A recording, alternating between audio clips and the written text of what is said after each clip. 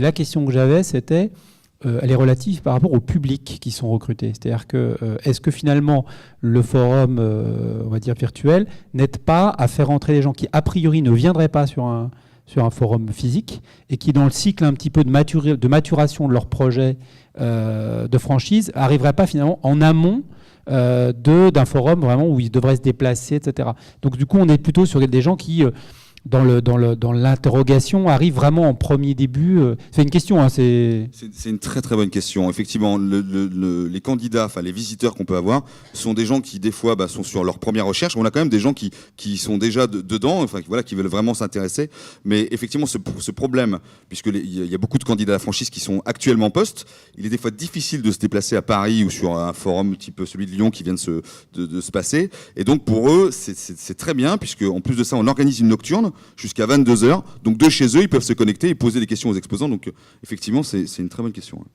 Le moyenne d'âge des visiteurs, je pense que peut-être... Non, vous n'avez pas de... Non. Moyenne d'âge, est-ce qu'il y a quelque chose de... Alors, on impose déjà à nos visiteurs de remplir environ une dizaine de champs. Donc cette question-là, nous ne la posons pas, puisque ce n'était pas le critère le plus important, en tout cas pour nos exposants. Combien de stands visités en moyenne pour nos interlocuteurs ?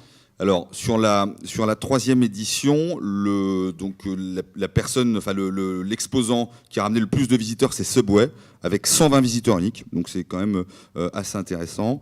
Et le plus petit, on va dire en termes de chiffres, alors je ne citerai pas le nom, mais en tout cas c'est un réseau de franchise, un jeune réseau de franchise qui est méconnu et qui arrive quand même à faire 30 visiteurs uniques. Donc voilà, c'est plutôt intéressant.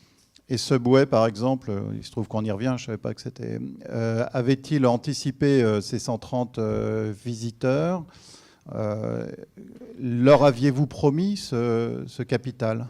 Alors, on a la chance avec Subway, c'est qu'ils nous suivent depuis la première édition. Donc, ils ont fait la première édition, ils ont vu l'évolution avec la deuxième, ils ont vu l'évolution avec la troisième, et là, on a encore optimisé pour être encore plus fort pour la quatrième, avec un déploiement encore avec des questions plus pertinentes pour les gens qui se préinscrivent.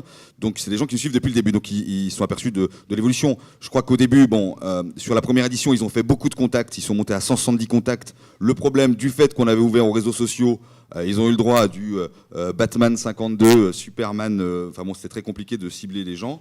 Mais par contre, l'évolution entre la deuxième et la troisième, c'est ça qui est intéressant. Ils ont dû faire 90 visiteurs uniques lors de la deuxième, et là, ils passent à 120 visiteurs uniques. Donc pour eux, ils sont très contents. Voilà. Et d'ailleurs, ils re-signent pour la quatrième édition. Alors,